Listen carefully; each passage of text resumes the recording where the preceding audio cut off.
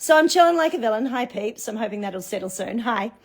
I was just talking to a friend of mine who works as a medical intuitive and what's her other field of expertise? She works also as an ancient healing arts person. So she studied all sorts of different ancient healing art modalities, kind of similar, same, but different, bird of a feather. And we were talking about a person she's working on at the moment. Super fun conversations with people who are in the same world as you. Erin Zen Warrior, by the way, like, follow, share, comment, do all the things, ask me questions. It always promotes more. And it's something that came up for me this week as the being that I am, what it is to help someone, what it is to offer help to someone, what it is to offer help to someone when you have not been invited, asked, or recognized.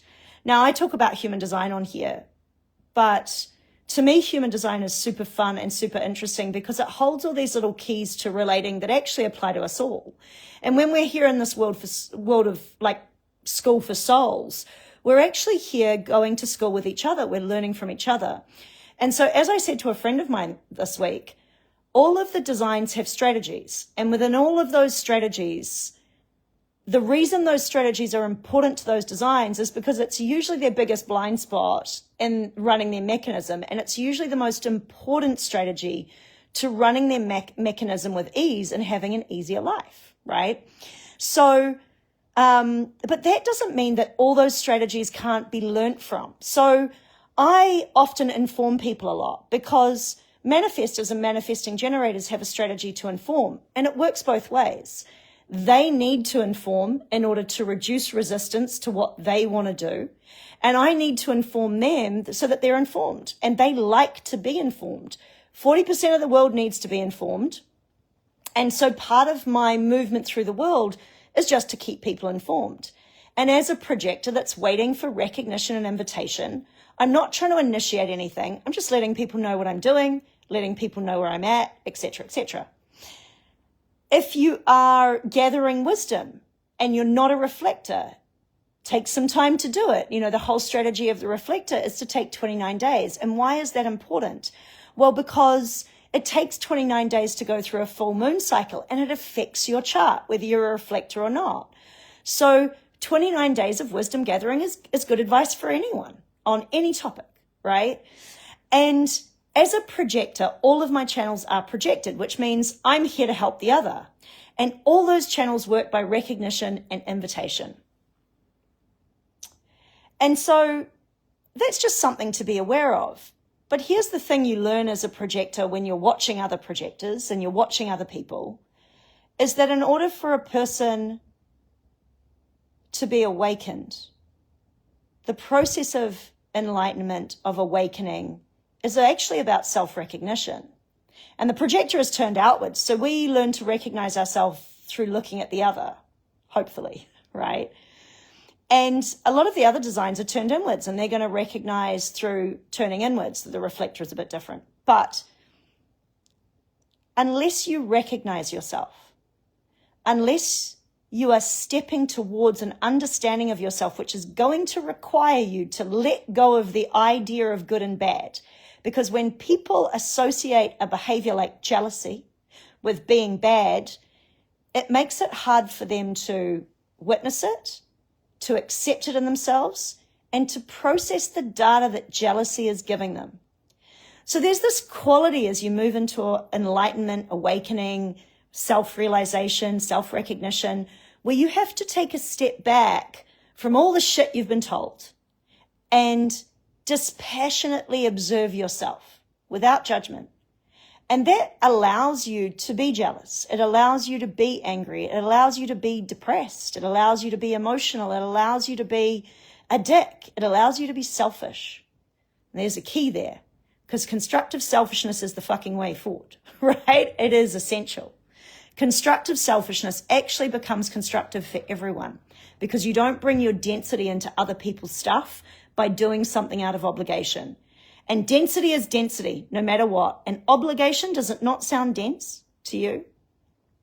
And so when I recognize myself and I recognize that I need to honor myself before I can honor the other, That is a huge part of my awakening, and it changes the way I connect and relate.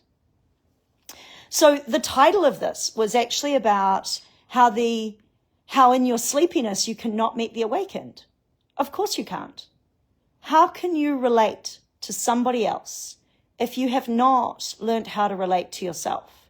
And how can you relate to yourself if you are terrified of being a bad person? If you are terrified of what it means to be jealous? See, jealousy is just an experience, and it's data. And if you sit in the jealousy, allow the jealousy, observe the jealousy, and go, well, what is this informing me of? What is this data telling me? You get some insight into yourself. You get some insight into what's going on with you and where you're coming from. You may even get some insight into your trauma, into your self-valuation, into a whole lot of stuff.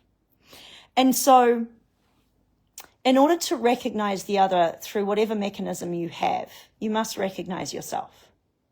And in order to recognize yourself, you must wake up. That was fun. You must wake up. And waking up means going beyond the illusion of everything that you've been told. And here's one that's not going to be popular.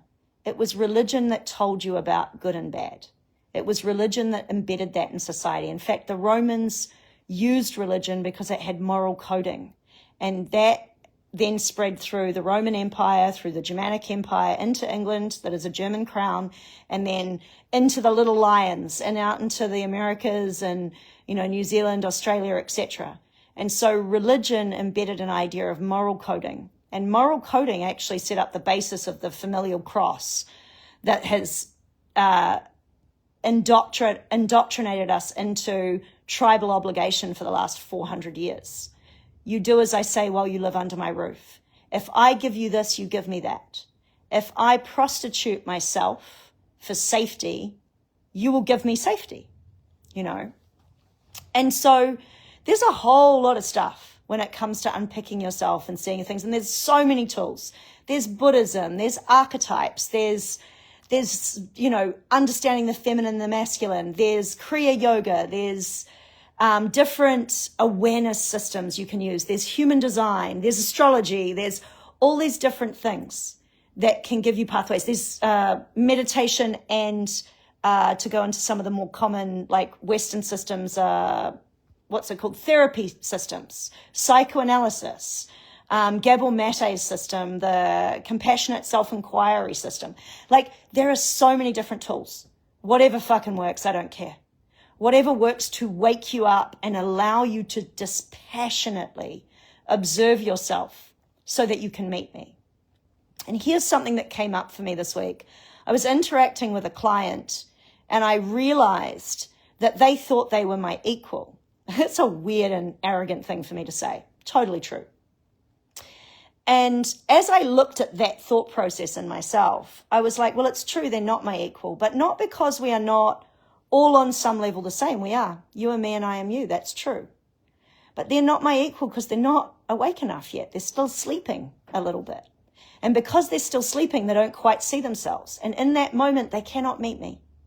And so they cannot, the inequality I was seeing was the inability to meet. It's not that I am more or they are less or anything like that. The difference is still in dreamland or fully seeing what's going on. And am I fully realized? I don't even know if that's true. I don't even know if that's really, I don't think you're ever done. I don't see you ever being done. I think that you get to a point on this earth where you're done with this earth. And maybe that's what we call fully realized. But I think we are always experiencing, as long as you're embodied, you're always going to be experiencing and you're always going to be doing something. And the idea of being fully cooked, fully realized, who cares? Keep waking up. Keep meeting yourself in every moment. Keep realizing that in every moment, new things about your density, your shadows can be revealed to you. Stay on high alert to yourself. And then your ability to meet the other becomes more crystalline. And we all have a really interesting interaction. And with my friends who are more awake, who can meet me, it feels like bliss, even when it's hard. because we help each other and we're able to help each other because we're meeting. And you can't help someone you can't meet. And as a projector, that's what I care about. I care about the success of the other. And yeah, I love those people that care about my success. So have a great day. Erin Zen Warrior signing out. Oh, and like, follow, do all the fun stuff. Comment, send me messages. Hey, Tycee, always nice to see you. Ciao.